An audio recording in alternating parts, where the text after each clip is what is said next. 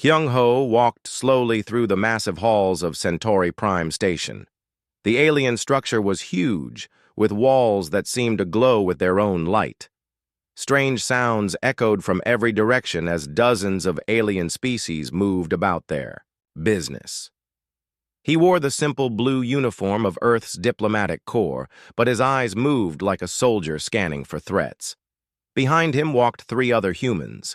Sora carried a small device that looked like a simple tablet but was actually scanning everything around them. Taemin appeared to be reading from a data pad, but he was really studying the political symbols and military ranks displayed throughout the station. Yejin seemed nervous, constantly adjusting her communication earpiece, but she was actually listening to alien conversations and recording everything. They reached the great meeting hall where representatives from across the galaxy waited. The room was enormous, with a curved ceiling that showed images of stars and planets. At the center sat three groups of aliens, each more imposing than the last. The Vorthak delegation looked like warriors from a nightmare. They were tall and covered in natural armor plating, with red eyes that glowed in the dim light. Their leader, War Commander Vex Thul, stood nearly 3 meters tall and carried weapons even to this peaceful meeting. The Vorthak had conquered 40 star systems through pure military might. The Nexus Collective representatives were different, but equally intimidating. They looked like they were part machine, with metal parts replacing much of their organic bodies. Their leader, Prime Algorithm Zenthos, had more machine than flesh left. They controlled technology so advanced that other species thought it was magic. The third group was the most mysterious. The ethereal Dominion beings were tall and thin, almost ghost-like. They seemed to fade in and out of sight, and when they spoke, their voices came from everywhere at once. Their leader, Overlord Thyceron, was so old that some said he remembered when the galaxy was young. Kyung-ho took his seat at the small table marked for Earth. The other delegates looked at the humans with expressions that ranged from curiosity to contempt. To them, humanity was nothing more than a primitive species that had barely figured out how to leave their home planet. Vex Thul spoke first, his voice like grinding metal. So these are the creatures from the third planet of Sol system. They look even weaker than our report suggested. Zenthos processed data for several seconds before responding. Our scans confirm they possess only basic technology, chemical rockets, primitive computers, simple nuclear weapons. They are perhaps 1,000 years behind galactic standard. Thesrin's voice seemed to come from the air itself. Young species often have potential, but these humans show little promise. They fight among themselves constantly and destroy their own environment. Kyung-ho smiled and stood up slowly. Honored delegates, we thank you for this opportunity to join the galactic community. Earth is indeed young, and we have much to learn. The aliens exchanged looks that clearly said they thought humans were pathetic. This was exactly what Kyung-ho wanted them to think. Vex Thul slammed a metal fist on the table. Learn, you will serve. The galaxy does not need another weak species taking up resources. You will sign the protection contract or face the consequences. Sora leaned forward, her scanner hidden beneath the table, picking up detailed readings of Vorthak armor and weapons. Protection contract? Could you explain what that involves? Zenthos projected a holographic document into the air. Simple terms. Earth provides raw materials, manufactured goods, and labor. In return, we prevent other species from conquering your world. The contract was slavery in all but name. Earth would mine asteroids and produce goods for the three powers. Humans would serve on alien ships and colonies as workers. In return, Earth would not be invaded and destroyed. Taemin appeared to study the contract carefully, but he was really analyzing the power structure it revealed. The three alien powers were locked in a careful balance, each one preventing the others from becoming too strong. They needed tributary species like Earth to maintain their positions. Yejin spoke up, her voice shaking slightly. What if we refuse? The three alien leaders laughed, though each species made different sounds. Vexthul's laughter was like weapons fire.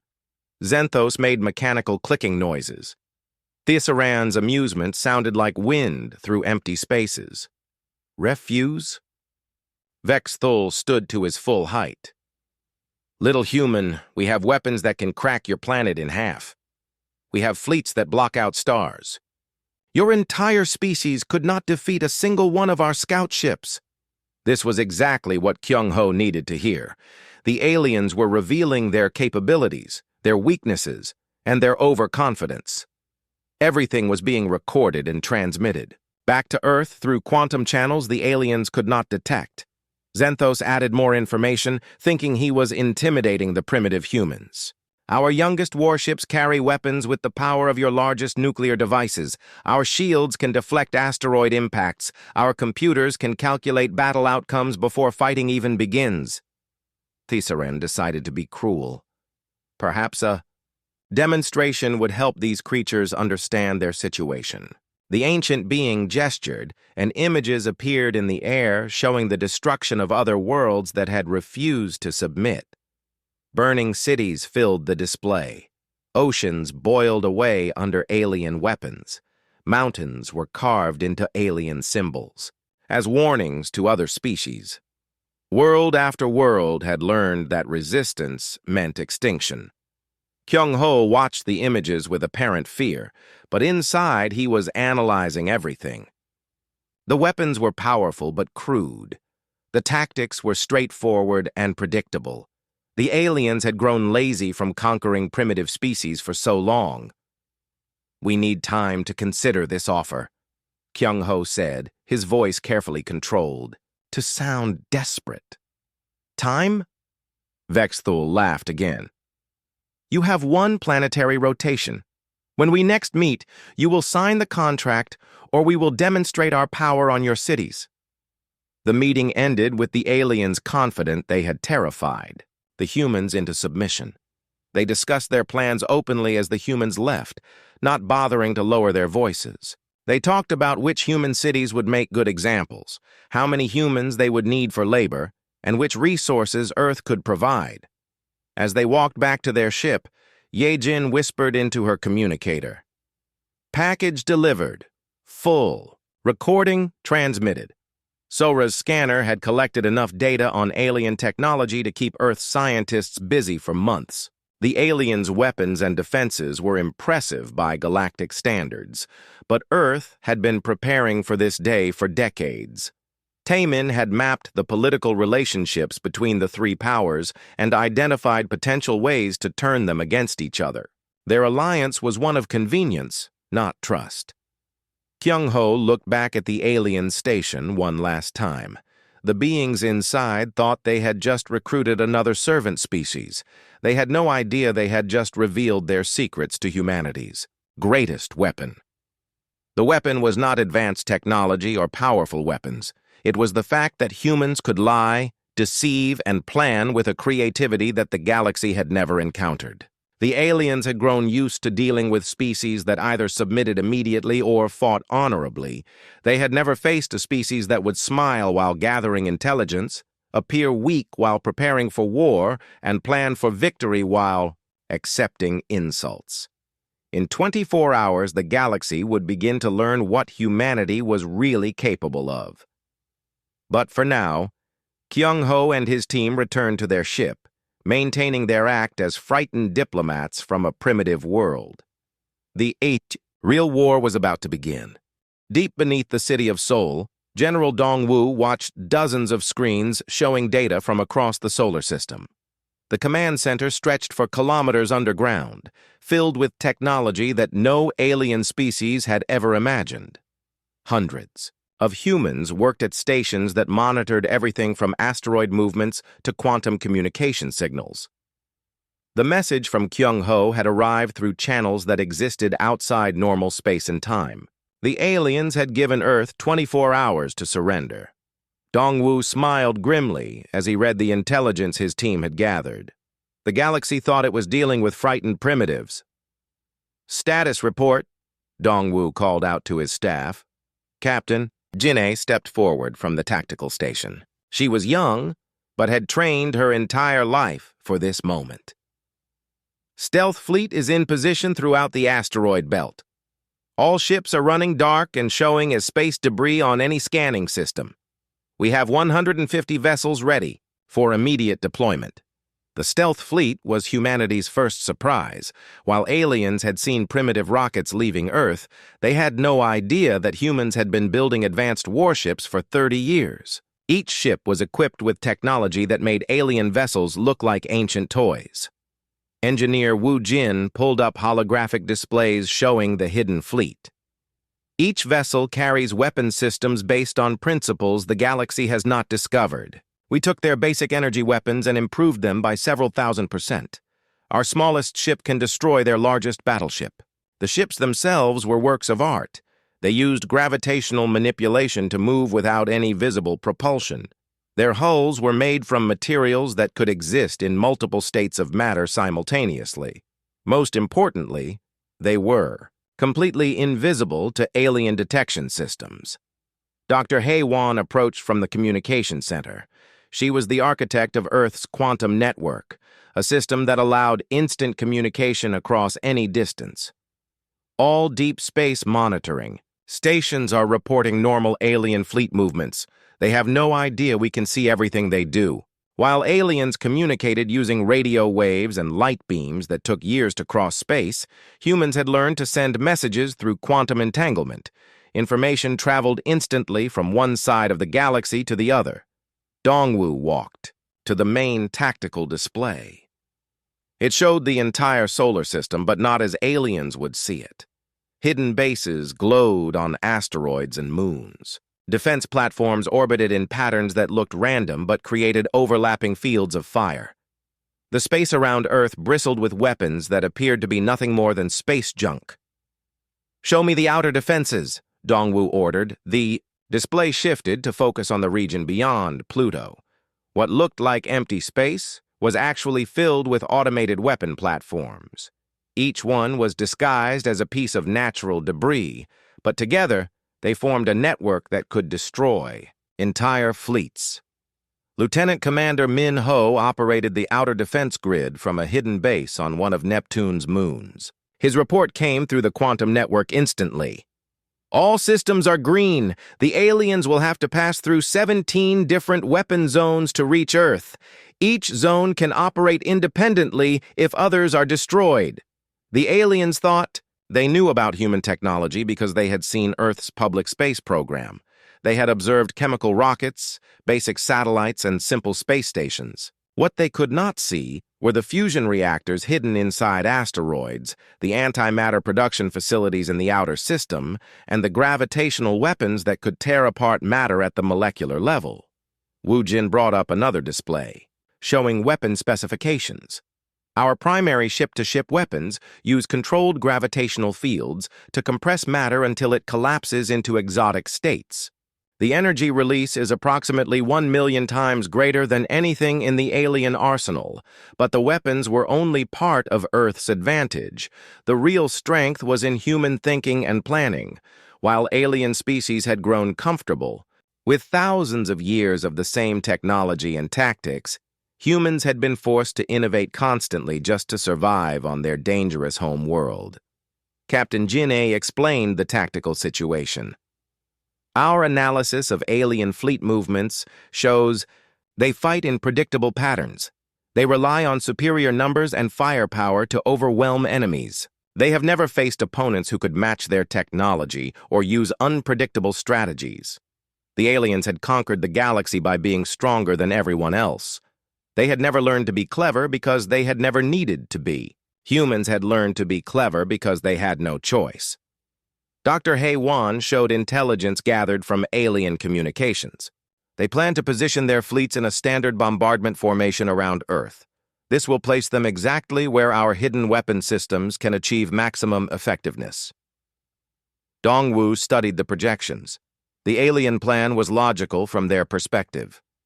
"Surround the planet, demand surrender, and if refused, destroy major cities until the humans submitted.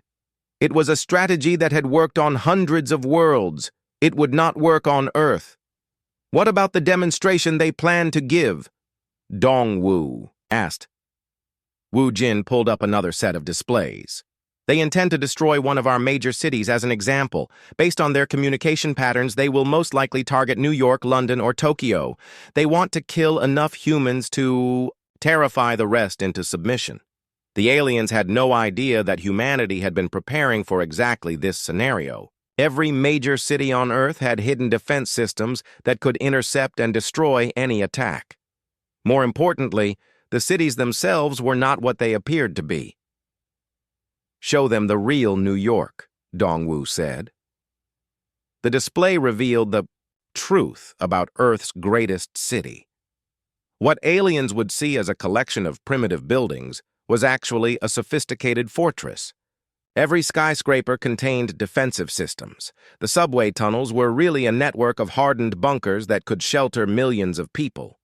The harbor was filled with weapons platforms disguised as shipping containers.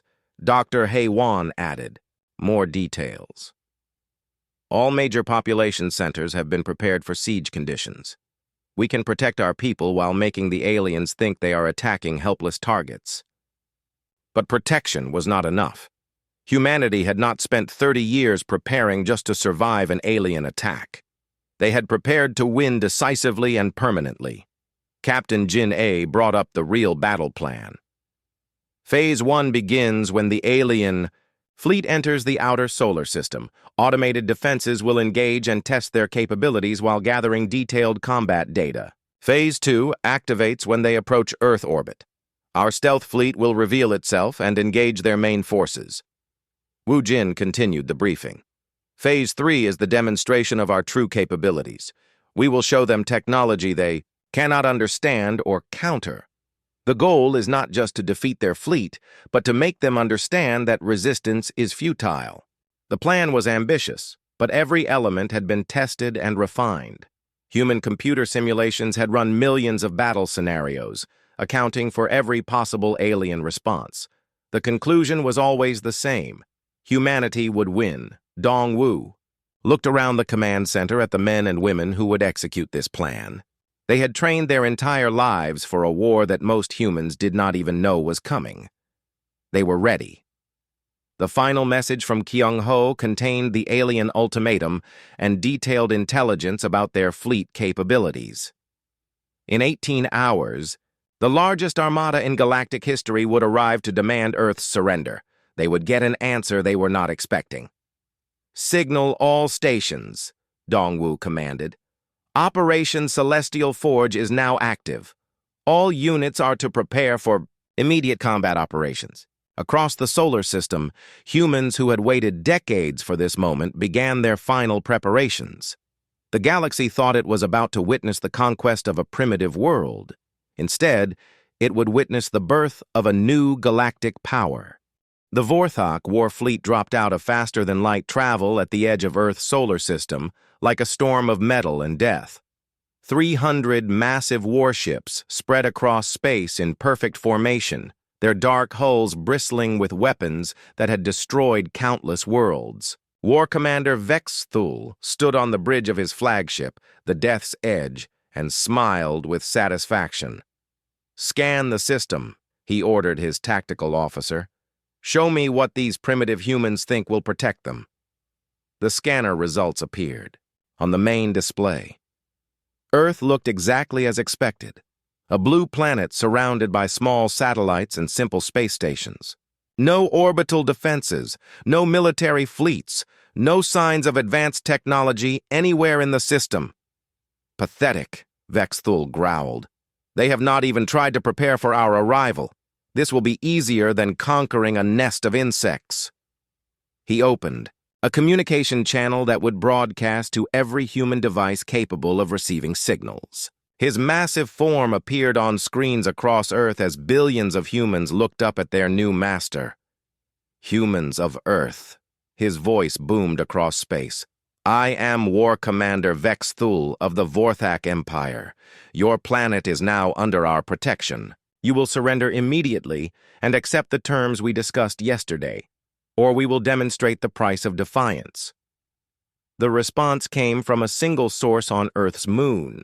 Admiral Sung Hyun appeared on Vex Thul's screen, wearing a simple military uniform that looked almost primitive compared to Vorthak battle armor. He was flanked by two other humans, Colonel Mi Young and Lieutenant Jun Sik. "War Commander Vex Thul," Sung Hyun said calmly. "We appreciate your offer, but we would like to discuss terms before making any decisions. Would you be willing to meet on the lunar surface to negotiate?" Vex Thul laughed, a sound like grinding metal. The humans were so frightened they wanted to negotiate in person. They probably hoped to beg for better terms or more time. "Very well," he replied. "We will meet at the coordinates you provide. But understand this. We are not here to bargain. You will accept our terms or watch your cities burn." 2 hours later, Vex Thul's transport ship landed on the lunar surface near what appeared to be a hastily constructed meeting facility. The building was clearly human work. Simple metal walls, basic life support systems, and primitive communication equipment. It looked like something desperate people had thrown together in a few hours. Vex Thul brought 20 of his finest warriors, all armed with weapons that could level buildings. They expected the humans to be impressed and terrified by this show of force. Instead, they found Admiral Sung Hyun waiting calmly with only his two companions. "Welcome to Luna Base," Sung Hyun said with a slight smile. "Please, make yourselves comfortable." The meeting room was simple but functional. Human chairs that were too small for Vorthak warriors. A basic table with primitive computer terminals. Everything looked exactly like what a young species would build when trying to impress their betters. Vex Thul took his position at the head of the table, his warriors arranged behind him in an intimidating formation. "Let us be clear about the situation," he began. "Earth has no choice in this matter. You will provide the resources we demand, or we will take them from the ashes of your civilization." Colonel Mi Young leaned forward, her expression seemingly nervous. "We understand your position, War Commander. But surely there must be some room for negotiation. Perhaps we could provide additional resources in exchange for better treatment?" The Vorthak leader slammed his armored fist on the table, leaving a deep dent in the metal surface. "You misunderstand your situation. We are not merchants here to bargain. We are conquerors offering you the chance to survive. Accept our generosity or face extinction." Lieutenant Jun Sik appeared to check something on his primitive tablet. "War Commander, our leaders would like to know what would happen if we refused your offer entirely." Vex Thul stood to his full intimidating height. "Then we would make an example of your world that would be remembered across the galaxy. We would destroy your largest cities one by one until you begged for mercy. We would turn your oceans to steam and your mountains to glass. Every species in the galaxy would learn what happens to those who defy the Vorthak Empire." Admiral Sung Hyun nodded slowly, as if considering this information carefully. Then he did something unexpected. He smiled. "Thank you for being so honest about your intentions," Sung Hyun said. "That makes our response much easier to deliver." The Admiral gave a small nod to Colonel Mi Young. She pressed a single button on her tablet. The lunar surface around the meeting facility began to change. What had appeared to be natural rock and dust started to shift and reconfigure. Vex Thul and his warriors watched in confusion as the ground itself seemed to come alive. "What trickery is this?" Vex Thul demanded, reaching for his weapons. "No trickery," Admiral Sung Hyun replied calmly. "Just a demonstration of what happens when you threaten our home." The lunar surface completed its transformation. Where there had been empty regolith, defensive platforms rose from hidden positions. Weapons that defied Vorthak understanding of physics, powered up with sounds that made the air itself vibrate. The simple meeting facility was revealed to be the control center of a fortress that had been invisible until this moment. Vex Thul's warriors raised their weapons, but Admiral Sung Hyun held up a hand. "I would not recommend that. Your weapons cannot penetrate our defenses, and any aggressive action will be considered an act of war." "Impossible!" Vexthul roared. Our scanners showed nothing but primitive installations. How could you hide weapons of this magnitude? Colonel Mi Young answered with the tone of someone explaining something obvious. You scanned for technology. You understand. Our defensive systems operate on principles your science has not discovered. Lieutenant Jun Sik consulted his tablet again. War Commander, our sensors show that your flagship has weapons capable of destroying cities. Would you like us to demonstrate what our weapons can do to ships? In orbit above the moon, every sensor on the Vorthak fleet was focused on the surface.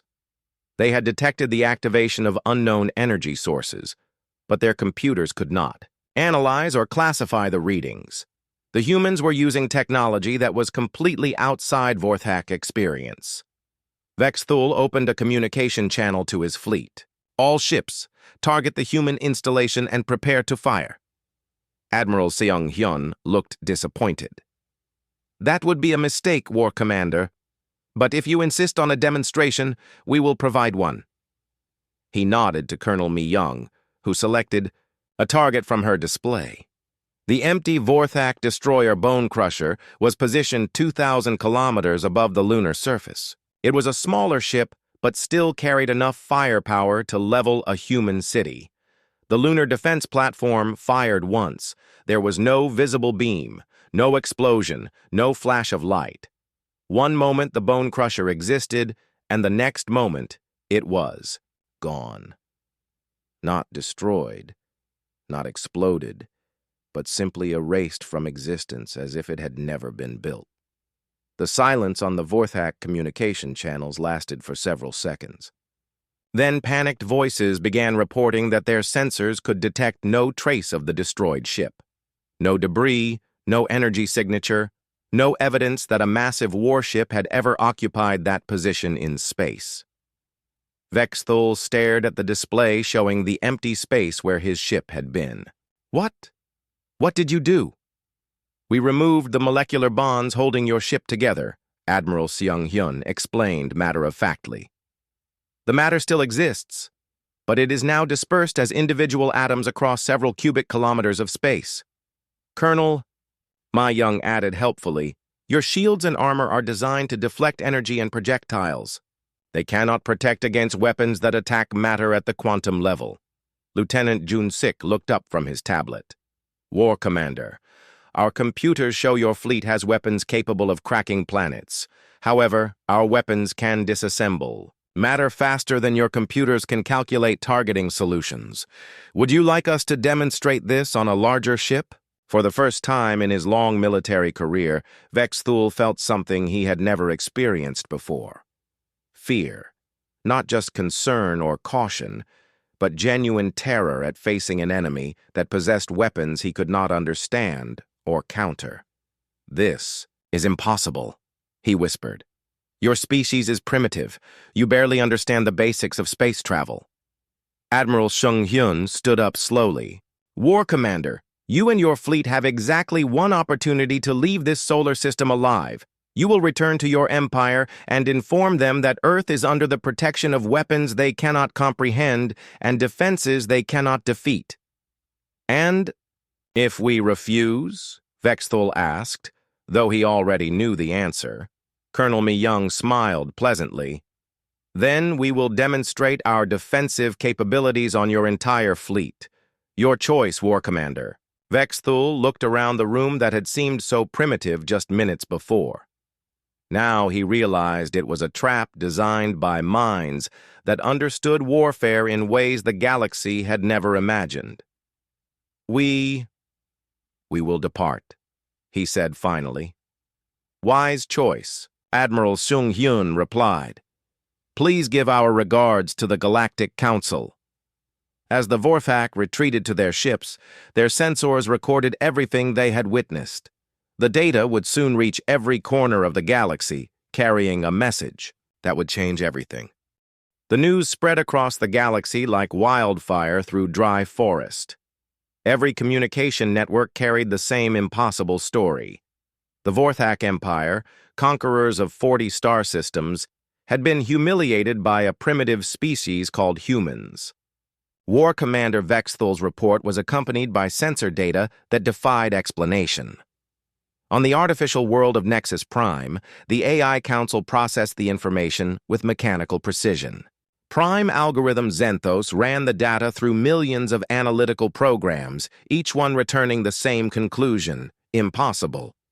The readings showed weapons that violated known laws of physics and defensive systems that operated outside the understanding of galactic science. Analysis complete, Xenthos announced to the council chamber filled with cybernetic beings. Vorthak sensor data indicates human technology surpasses current galactic standards by an estimated factor of 1,000. This conclusion contradicts all previous intelligence on human capabilities. Subalgorithm Nexus interfaced with the galactic database, confirming human space program consists of chemical propulsion systems and basic satellites. Maximum technological rating places them 700 years behind galactic standard. Data inconsistency requires explanation. The Nexus Collective had built their empire on technological superiority. They possessed computers that could simulate entire star systems and manufacturing capabilities that could build fleets in days, rather than years. The idea that a barely space-capable species had surpassed them was not just shocking, it was terrifying. In the ancient crystal spires of the ethereal dominion, Overlord Thissaran awakened from centuries of hibernation. The psychic disturbance caused by the Vorthak defeat had rippled across space, disturbing his deep meditation.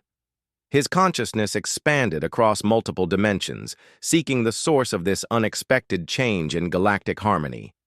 Impossible. His voice echoed through chambers that existed partially outside normal space. The humans possess no psychic abilities. Their minds are chaotic and undisciplined. How could such creatures develop weapons that transcend physical law?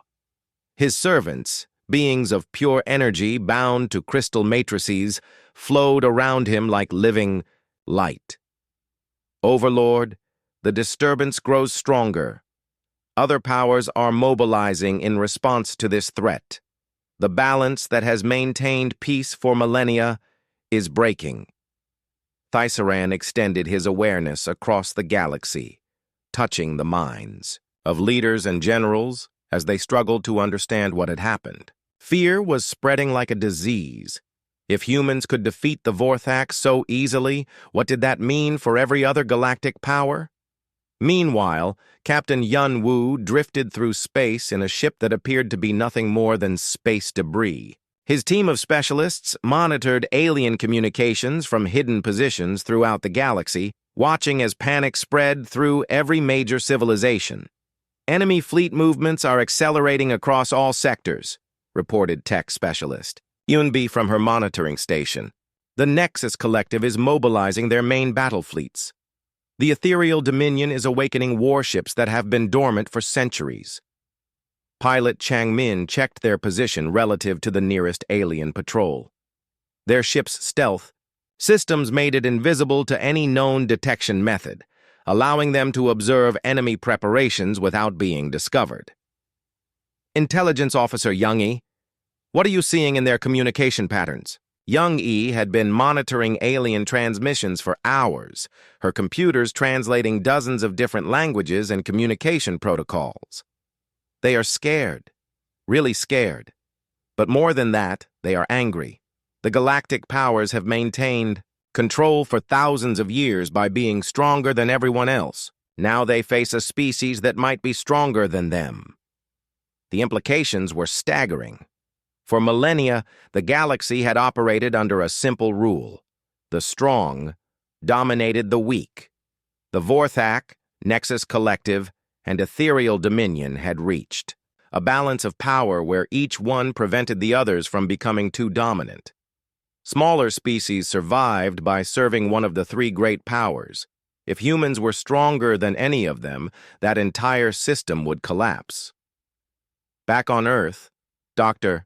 Sora worked in laboratories hidden deep beneath the planet's surface. The alien technology samples collected during the diplomatic meeting had revealed secrets that confirmed humanity's greatest advantage: While alien species had spent thousands of years perfecting existing technologies, humans had leapfrogged, past conventional limitations entirely. "The analysis is complete," she reported to the assembled leadership. "Alien technology is impressive by galactic standards, but it is fundamentally limited by their understanding of physics. They have never learned to manipulate matter at the quantum level or harness gravitational forces for practical applications." General Dongwu studied the technical reports with satisfaction. "What does this mean for our defensive preparations?" "It means our weapons are not just superior, they are incomprehensible to alien science," Sora explained. "They cannot develop countermeasures for technology they do not understand. More importantly, they cannot replicate our capabilities even if they capture our equipment." The reason was uniquely human. While alien species had evolved in stable environments that rewarded specialization and conformity, Earth had forced humanity to adapt constantly. Humans had developed the ability to think creatively, to find new solutions to impossible problems, and to innovate faster than any other known species. This creativity had allowed human scientists to discover principles of physics that alien researchers had never imagined. Where aliens saw the universe as a collection of separate forces to be studied individually, humans saw connections and possibilities that could be combined in revolutionary ways. Captain Hyun-woo's intelligence reports painted a clear picture of the galactic response. All three major powers are mobilizing for war, but they are also talking to each other. For the first time in recorded history, they are considering an alliance. The idea of the three galactic superpowers working together was unprecedented. They had fought each other for thousands of years, competing for resources, territory, and influence. Their mutual hatred and suspicion had prevented any one of them from achieving total dominance, but humans represented something that threatened all of them equally: the possibility of a fourth power that could render their achievements meaningless. Yunbi intercepted a communication between Nexus Prime and the Ethereal Dominion's capital. They are calling it the Unity Coalition. Their plan is to combine their fleets and destroy Earth before human technology can spread to other species. Youngie added more disturbing intelligence. They are not just planning to conquer Earth, they want to completely eliminate the human species.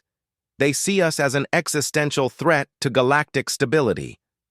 The alien logic was simple and terrifying. If other species learned that the three great powers could be defeated, rebellions would spread across the galaxy. Tributary worlds would demand independence.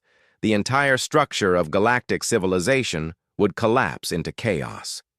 The solution was to destroy humanity completely and hide any evidence that humans had ever possessed advanced technology. The galaxy would be told that Earth had been destroyed for refusing to accept protection. No one would ever learn that a young species had developed weapons that surpassed ancient empires. Changmin monitored fleet movements from his hidden position. Massive ship buildups in all three territories. "I count at least 5,000 vessels preparing for combat operations." The numbers were staggering. The Unity Coalition was assembling the largest fleet in galactic history. Ships that had fought each other for millennia were now working together with a single goal: the complete destruction of humanity.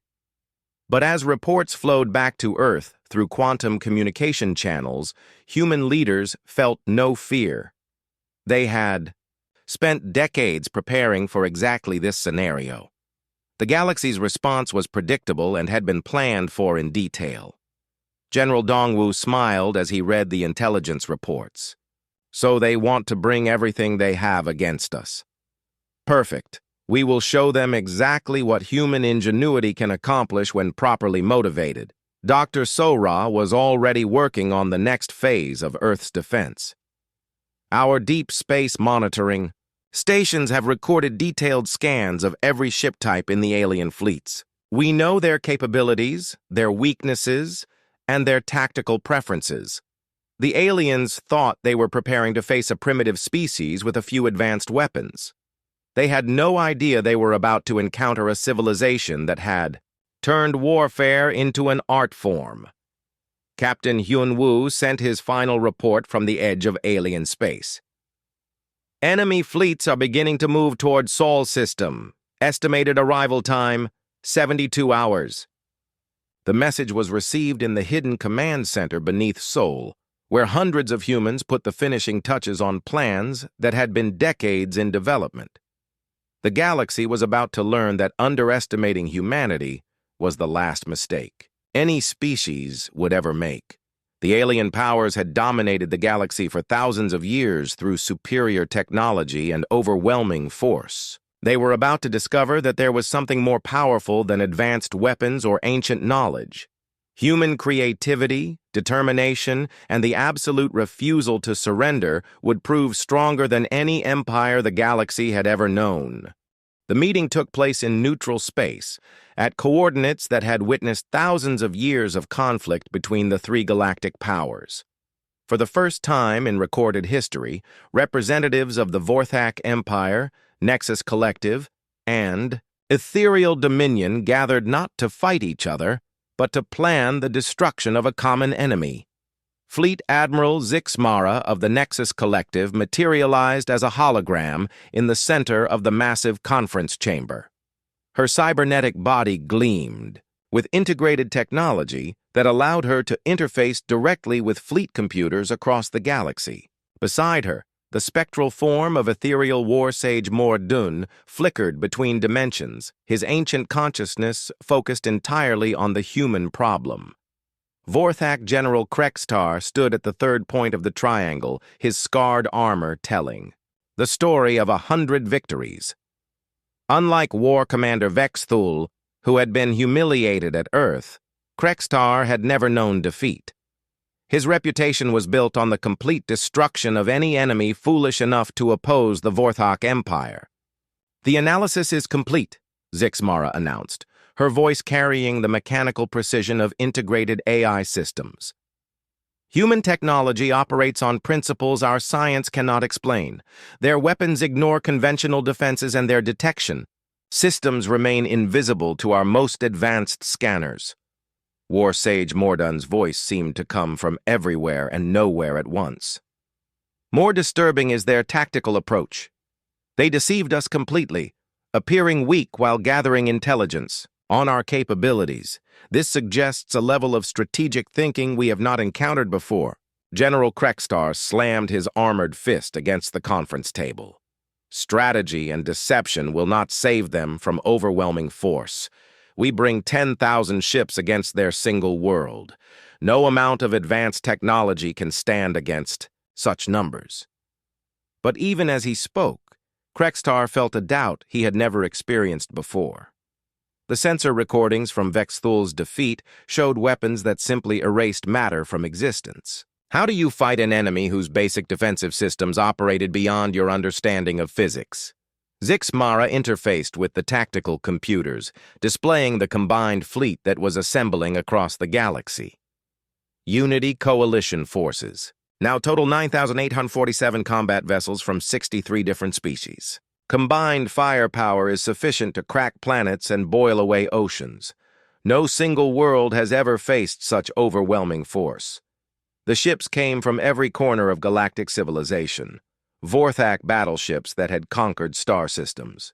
Nexus, collective dreadnoughts powered by artificial intelligence beyond human comprehension. Ethereal Dominion vessels that existed partially outside normal space-time. Smaller species contributed their finest warships, knowing that human victory would mean the end of the galactic order that protected them. War Sage Mordun extended his consciousness across the assembled fleet, touching the minds of admirals and generals who had never worked together before. The challenge is coordination. Our species have fought each other for millennia. Combining our forces effectively will require unprecedented cooperation. This was the true difficulty of the Unity Coalition. Each species had different technologies, tactics, and communication methods. Vorthak commanders preferred direct assault. Nexus officers relied on computer analysis and calculated strikes.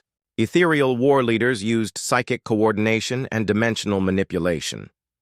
General Krextar had been chosen to command the combined fleet precisely because he understood this challenge. We will use simple tactics that all species can follow. Surround the human system. Demand surrender. When they refuse, destroy their planet piece by piece until they submit or die. On Earth, Commander Jae-hoon monitored the alien fleet buildup from hidden observation posts scattered across the galaxy. His intelligence network had grown far beyond what the aliens suspected, with human operatives positioned near every major star system. Latest count shows 9,947 confirmed vessels, reported Agent Na-Ri from her position near Vorthak space. They are using standard convoy formation, which suggests they plan a direct assault rather than subtle infiltration. Agent Sung-ho transmitted from Nexus territory. Their communication protocols are unencrypted. They believe human technology cannot intercept their signals.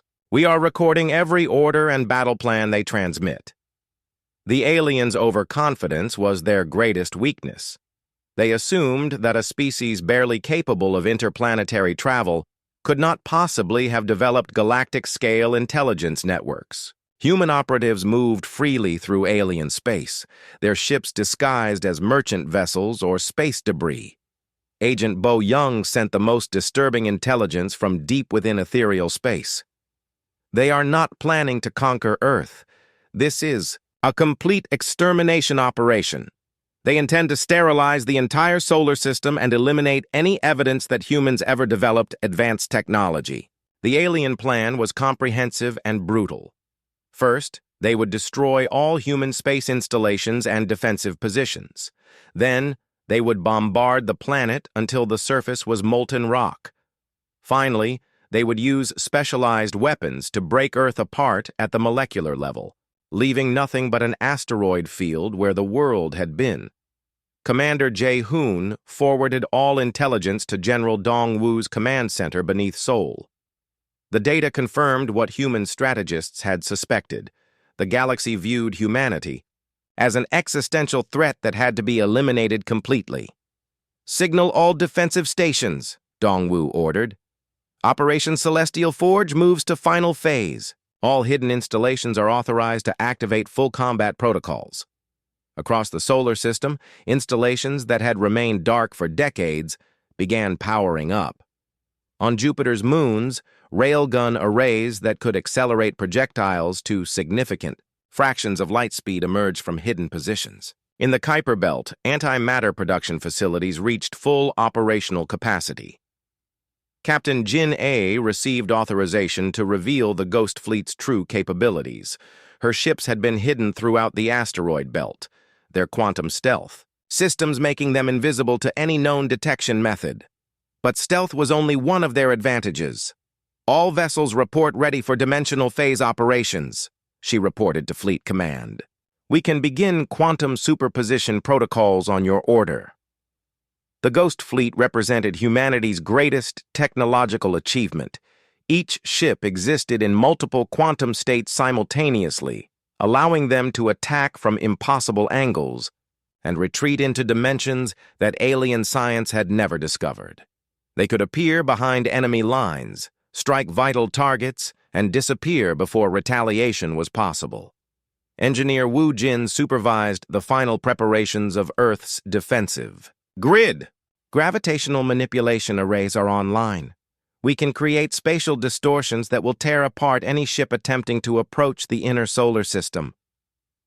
The grid itself was invisible to alien sensors, consisting of strategically placed gravitational generators that could bend space-time according to human wishes. Enemy ships would find themselves trapped in loops that led nowhere or compressed into singularities before they realized what was happening. Dr. Haewon monitored the quantum communication network that connected every human installation across the solar system. All stations report full operational readiness. We can coordinate operations in real time, regardless of distance or interference. While aliens relied on communication systems that took hours or days to cross interplanetary distances, humans could send orders instantly across any gap. This would allow Earth's defenders to adapt and respond faster than any enemy could track. But the greatest advantage was not technological.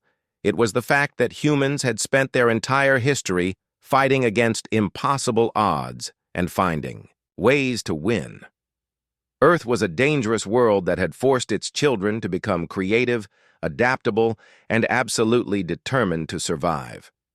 General Dongwu stood before the main tactical display, watching as alien fleets converged on the solar system from every direction. The numbers were overwhelming by any conventional measure. No single world should be able to stand against such force. "Sir," Captain Jin A reported, "lead elements of the alien fleet will enter sensor range in 36 hours. Dongwu smiled grimly. "Good. It is time to show the galaxy what happens when you threaten humanity's survival." The Unity Coalition represented the combined might of galactic civilization. Thousands of ships crewed by species that had conquered the stars when humanity was still learning to make fire. Their weapons could shatter planets, and their shields could deflect the output of entire stars. They were about to learn that raw power meant nothing against an enemy that fought with the fury of a species that refused to surrender. Humanity had turned their entire solar system into a fortress, and they were ready to defend it with weapons that transcended conventional understanding of warfare. The greatest battle in galactic history was about to begin, and the galaxy had no idea that they had already lost. The storm was gathering, but it would break against the immovable determination of a species that had learned to thrive in the face of extinction. Earth's blades were drawn, and retribution was about to begin. The Unity Coalition fleet emerged from faster-than-light travel at the edge of the solar system like a metal storm covering the stars. Nearly 10,000 ships of every conceivable design spread across space in formations that had been perfected over thousands of years of galactic warfare. From tiny Vorthak fighters to massive Nexus collective battle stations, the assembled force represented the combined military might of an entire galaxy. Fleet Admiral Zix Mera commanded from the bridge of the Nexus Infinite, a ship so large it had its own gravitational field. Her cybernetic consciousness interfaced directly with the fleet's computers, processing tactical data from thousands of sources simultaneously. Around her, the greatest military minds in the galaxy prepared for what they believed would be the simplest conquest in their history. "Long-range scans complete," reported the Nexus tactical officer, his organic brain replaced entirely by quantum processors. "Solar system shows expected primitive infrastructure. No military installations detected beyond Earth orbital vicinity." War Sage Mordun's psychic presence filled the command center as his consciousness reached across space to probe the human system. "I sense no significant defensive preparations. Their minds radiate fear and confusion as they observe our approach." "General." Krextar's scarred face showed satisfaction as he studied the tactical displays. "As expected. They hoped their single demonstration would frighten us away. Now they face the reality of their situation." The alien fleet had detected Earth's public space infrastructure exactly as expected. Communication satellites, space stations, and simple orbital facilities appeared on their sensors. Everything looked precisely as primitive as their intelligence had indicated. There was no sign of the advanced weapons that had destroyed Vex Thul's ship. Captain Min Ho waited in the hidden command center on Neptune's moon, watching as the alien fleet moved deeper into the solar system. His finger hovered over the activation controls for the outer defense grid, waiting for the order that would begin humanity's real defense. "Enemy fleet passing orbit of Neptune," he reported through quantum channels to Earth Command. "They are maintaining standard approach formation. No sign they have detected our installations." The aliens moved with the confidence of predators approaching helpless prey. Their sensors showed them exactly what they expected to see: a young species with primitive technology cowering before the might of galactic civilization. They had no idea they were flying into the most sophisticated trap ever constructed. Admiral Zixmara opened communication channels to the human homeworld. Attention, Earth. This is Fleet Admiral Zixmara of the Unity Coalition. You are surrounded by the combined fleets of galactic civilization. Surrender immediately and your deaths will be quick. The response came from Admiral Sung Hyun, broadcasting from what appeared to be a simple orbital station above Earth. Admiral, we appreciate your impressive display of force. However, we must respectfully decline your offer. Krextar's laughter boomed across the communication channel. You decline? Foolish creatures, you have no choice. We offer you one final opportunity to surrender before we demonstrate the price of defiance.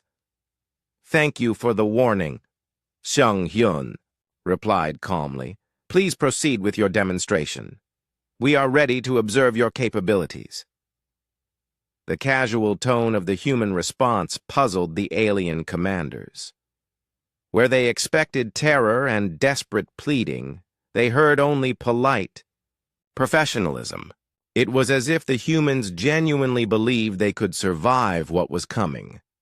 Zixmara selected a target for the demonstration. Destroy the human orbital station designated Luna Base. Use minimal force to preserve the planet for interrogation. Nexus Destroyer, the Digital Storm, moved into position above Earth's moon. Its main weapon charged with enough energy to vaporize a mountain. The shot would eliminate the human lunar installation and prove that resistance was futile. The weapon fired. A beam of coherent energy lanced down toward the lunar surface with the power to crack asteroids. It struck an invisible barrier and dissipated harmlessly. Impossible, Zixmara whispered, her cybernetic mind processing the sensor data. Our weapons encountered a deflection field using unknown principles. Captain Minho smiled as he watched the alien attack fail completely. Now, he said into his communicator. The outer defense grid activated. What the aliens had seen as empty space between Neptune and Uranus suddenly came alive with weapons fire. Platforms that had been disguised as asteroids and space debris revealed themselves as sophisticated defensive installations. The trap that humanity had spent 30 years preparing finally sprung. The first wave of alien ships died before they understood what was happening. Gravitational weapons reached across millions of kilometers to compress matter beyond the breaking point. Energy beams that existed outside normal space-time bypassed shields and armor to destroy ships from the inside out. Defensive grid activated, Minho reported. Enemy casualties mounting rapidly. The alien response was immediate but confused. Thousands of ships opened fire on targets they could barely detect, their weapons striking empty space while invisible platforms continued their methodical destruction. Within minutes, the Unity Coalition had lost over 500 vessels without inflicting a single casualty on the defenders. War Sage Morden extended his consciousness, trying to understand the source of the attacks. The weapons? They operate outside normal dimensional space.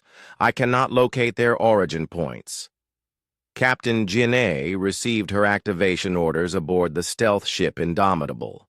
Around her, the Ghost Fleet materialized from quantum superposition like phantoms, becoming real. 150 ships appeared throughout the alien formation, having been invisible and intangible until this moment. Ghost Fleet is active, she reported, beginning precision strikes on command vessels. The human ships moved like nothing the galaxy had ever seen. They phased in and out of reality, appearing behind alien formations to strike vital systems before vanishing again. Their weapons ignored conventional defenses, reaching through shields and armor to destroy ships from within. Zixmara watched in horror as her fleet died around her. All ships, full evasive action. Concentrate fire on detected human vessels.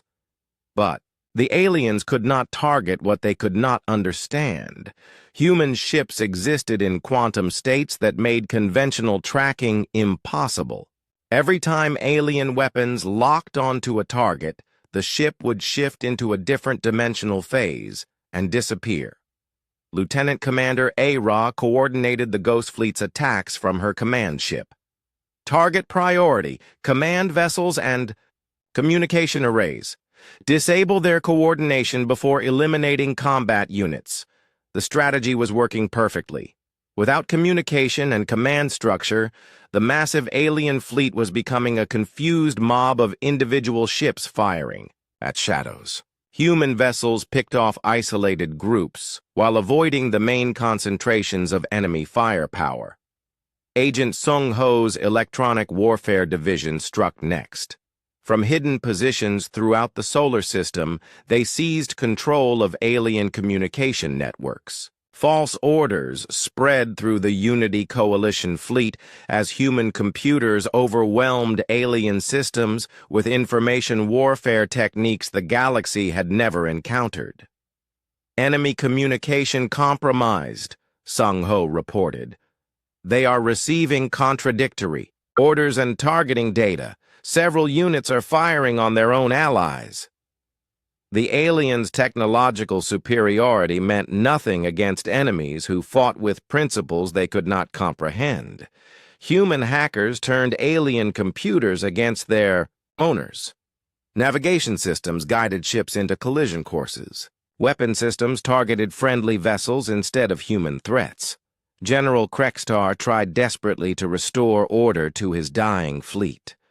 All units fall back to minimum safe distance, regroup for coordinated assault, but there was no safe distance in the solar system. As the alien fleet retreated toward the outer planets, they discovered that humanity had turned the entire system into a maze of gravitational weapons and spatial distortions. Ships that tried to escape found themselves trapped in loops that led nowhere. Others were compressed by artificial gravity fields that exceeded the output of neutron stars. The very space around them had been weaponized by minds that understood physics in ways the galaxy had never imagined. Captain Minho activated the inner system defenses as alien survivors tried to reach Earth itself. Jupiter orbital platforms online, activating railgun arrays. The gas giants' moons revealed their true nature as massive weapon platforms. Railguns that could accelerate projectiles to significant fractions of light speed opened fire on the approaching fleet. Each shot carried the kinetic energy of nuclear weapons, and the guns fired thousands of rounds per minute. Dr. Heywan coordinated the defense from her command center, watching as the quantum communication network allowed perfect coordination between every human installation. All defensive systems operating at maximum efficiency. Enemy fleet strength reduced by 73%. The Unity Coalition, which had arrived expecting easy conquest, found itself fighting for survival against an enemy that seemed to control the fundamental forces of nature. Every advantage they possessed had been neutralized by human innovation and creativity. 3 days after the destruction of the Unity Coalition fleet, a small shuttle approached Earth carrying the surviving alien commanders. Fleet Admiral Zixmara, War Sage Mordun, and General Krextar came not as conquerors, but as defeated enemies, seeking mercy from a species they had tried to exterminate. The shuttle was guided not to Earth's surface, but to an orbital structure that defied every principle of engineering the aliens understood. New Sol stretched across hundreds of kilometers of space, a city among the stars that housed millions of humans in comfort that surpassed anything on the most advanced worlds in the galaxy. President In Sung waited for them in a reception chamber. that demonstrated casual mastery over forces the galaxy considered theoretical. The walls showed views of distant nebulae as if they were windows, though the aliens' instruments detected no physical openings.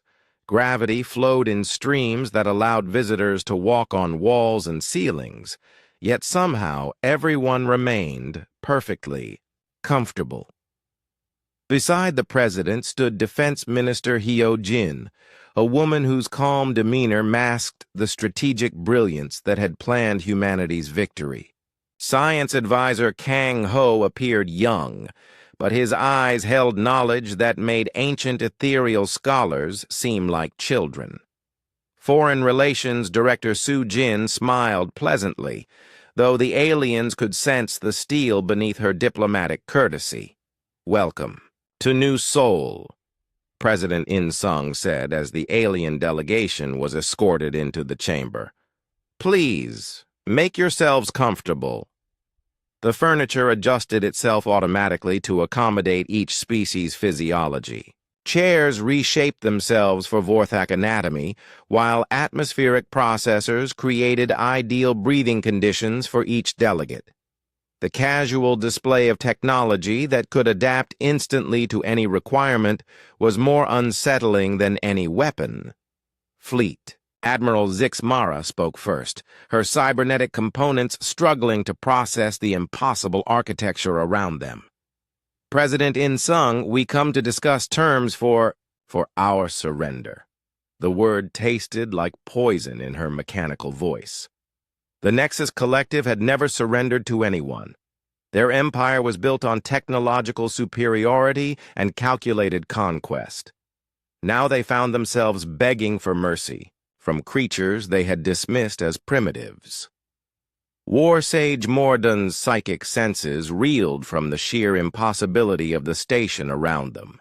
"This place, it exists in multiple dimensions simultaneously. How is such construction possible?" Science advisor Kang Ho answered with the tone of someone explaining basic concepts to students.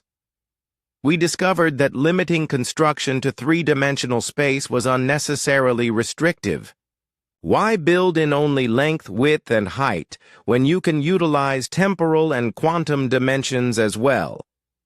General Krextar struggled to maintain his warrior's dignity despite the circumstances. "Your weapons, they destroyed our fleets as if they were made of paper.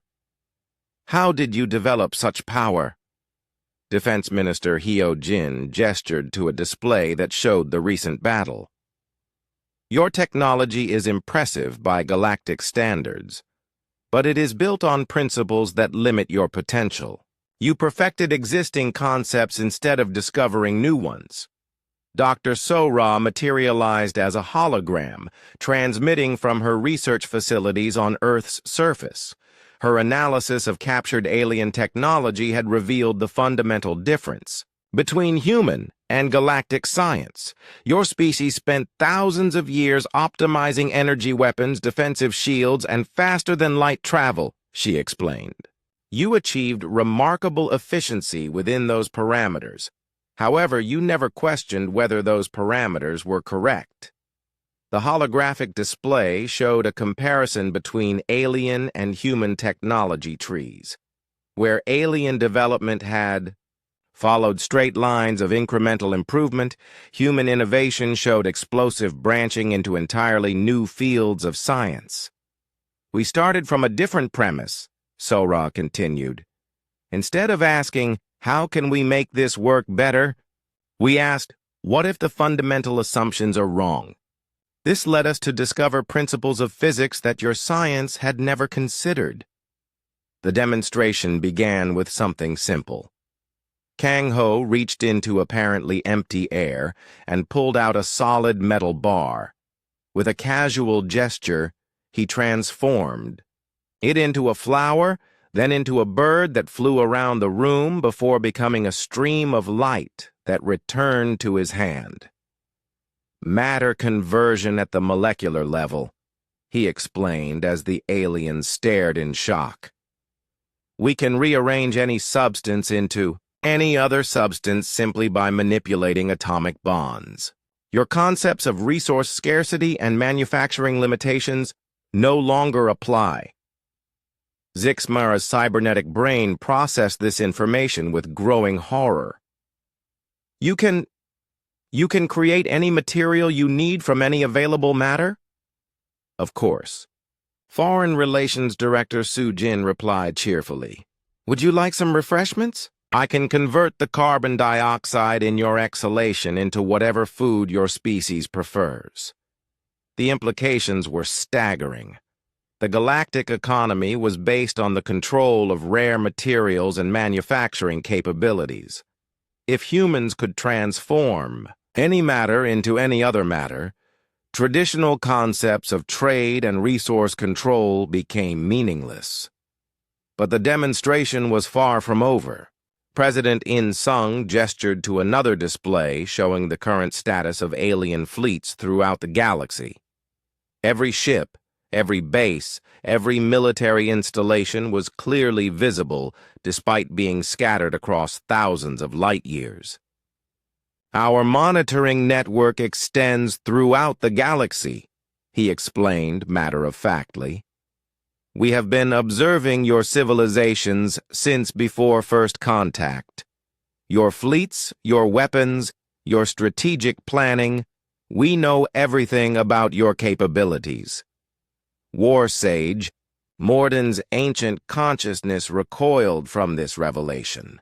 Impossible. Our most advanced sensors would have detected any surveillance network.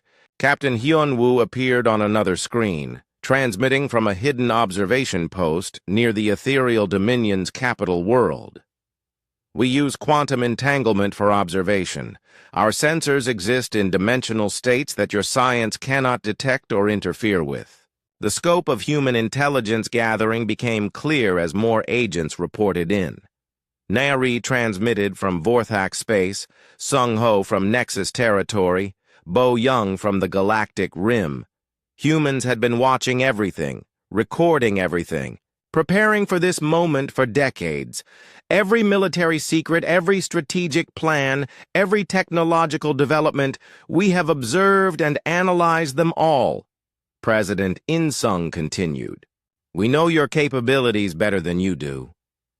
General Krekstar felt his warrior's pride crumbling as he realized the scope of human preparation. You planned this war before we even knew you existed. Defense Minister Hyo Jin nodded calmly. We detected your radio emissions decades ago and began preparing for eventual contact. We assumed that any galactic civilization would attempt to conquer or control us, so we prepared accordingly. The final revelation came when Kang Ho activated, a display showing the true extent of human expansion. What the aliens had seen as a single-world species was revealed to be a civilization that had already spread throughout the solar system and beyond. Our colonies extend to 17 star systems, he announced casually. We have been expanding for 20 years using faster-than-light travel methods that your physics cannot detect. Hidden bases appeared on the display, scattered across the galaxy in locations the aliens had thought were empty space. Human colonies thrived on worlds that official surveys had marked as uninhabitable. Entire fleets moved through space using travel methods that left no traces detectable by alien science. Zixmara's voice carried the weight of absolute defeat. You have already won. The galaxy belongs to you, and we never even knew the war had begun. President In Sung leaned back in his chair, which adjusted automatically to provide perfect comfort. The war is over, yes, but the galaxy does not belong to us. We prefer cooperation to conquest. This statement confused the alien delegates. More than any display of advanced technology, in their experience, the strong dominated the weak. Species that possessed superior power used it to control others. The concept of voluntary cooperation between unequal partners was alien to their thinking. "What are your terms?" War Sage Mordun asked, his consciousness bracing for demands that would strip away everything his species had built. Foreign Relations Director Su Jin smiled pleasantly. "We want peace, prosperity, and progress for all species. Your empires can continue to exist, but under new management that prioritizes the welfare of all citizens rather than the glory of ruling classes." The terms were not what the aliens had expected. Instead of demanding tribute or territorial concessions, humans wanted to reform galactic society itself. They proposed ending slavery, establishing universal rights for all species, and sharing technology that would improve life throughout the galaxy. "You would help us?" General Krextar asked, struggling to understand mercy from those he had tried to destroy. "Of course," President In-sung replied. "Humanity's greatest strength has always been our ability to turn enemies into allies. We would rather have friends than subjects." Dr. Sora's hologram nodded in agreement. "Our technology is most effective when combined with diverse perspectives and capabilities. Working together, we can achieve things that no single species could accomplish alone." 6 months had passed since the Unity Coalition's defeat, and the galaxy barely resembled the place it had been before humanity revealed itself. The ancient structures of dominance and fear had crumbled, replaced by something unprecedented in galactic history, a civilization based on cooperation rather than conquest. Admiral Seong-hyun stood on the bridge of the New Horizon, humanity's flagship diplomatic vessel, as it approached the former Vorthak capital world of Krathos Prime. The planet that had once been the heart of a military empire built on conquest now served as the administrative center for the Galactic Cooperative Union. Beside him, former war commander Vexthul wore the new uniform of the Cooperative Defense Forces. The Vorthak warrior who had once threatened to destroy Earth now served as regional coordinator for the former Vorthak territories, his military expertise invaluable in maintaining peace across dozens of star systems. "Admiral," Vexthul reported, his voice carrying none of the arrogance that had once defined him, "all former Vorthak worlds report successful integration into the cooperative system. Productivity is up 40% since we eliminated the warrior caste system and allowed all citizens to contribute according to their abilities." The transformation of Vorthak society had been one of humanity's greatest challenges. A species, bred for warfare and conquest, did not easily adapt to peaceful cooperation. But human sociologists had worked with Vorthak moderates to redesign their entire civilization around principles of mutual benefit rather than domination. On the main screen, Krathos Prime appeared as a world reborn, where military installations had once dominated the landscape. Cities now grew around centers of learning and technological development. Former weapons factories had been converted to produce goods that improved life for citizens across the galaxy. Dr. Sora's voice came through the communication system from her mobile laboratory aboard the science vessel Discovery. "Admiral, the Great Uplift Project has achieved remarkable success across all participating worlds. We have shared basic matter conversion technology with 67 species, and the results exceed our most optimistic projections. The Great Uplift was humanity's answer to galactic inequality. By sharing their revolutionary technologies, carefully modified to prevent military applications, humans had eliminated scarcity and want throughout the galaxy. Worlds that had struggled to feed their populations now produced abundance. Species that had fought over rare materials now had access to unlimited resources. Captain Jinne transmitted from the Outer Rim territories where she commanded the exploration fleet. New civilizations continue to request membership in the cooperative union. We have made contact with 12 previously unknown species in the past month, all eager to join our growing community. The galaxy was expanding faster than anyone had thought possible. As word spread of the prosperity and freedom available within the cooperative union, isolated species emerged from hiding places where they had sheltered from the old empires. Each new member brought unique perspectives and capabilities that strengthened the whole. President In Sung addressed the assembled representatives from his office aboard New Seoul, the orbital city that had become the unofficial capital of galactic civilization. Around him sat beings from dozens of species, all working together to solve problems that had plagued the galaxy for millennia. The Integration Council will now hear reports from each regional coordinator, he announced, his words transmitted instantly across the galaxy through Dr. Haywan's quantum communication network. Former Prime algorithm Zenthos spoke first, his cybernetic form now enhanced with human technology that had solved the integration problems that had once plagued Nexus Society. The former collective territories report full adaptation to organic-synthetic cooperation protocols. Our citizens are experiencing unprecedented levels of creativity and innovation now that artificial intelligence works with biological consciousness rather than replacing it. The Nexus Collective had undergone perhaps the most dramatic transformation of all the former empires.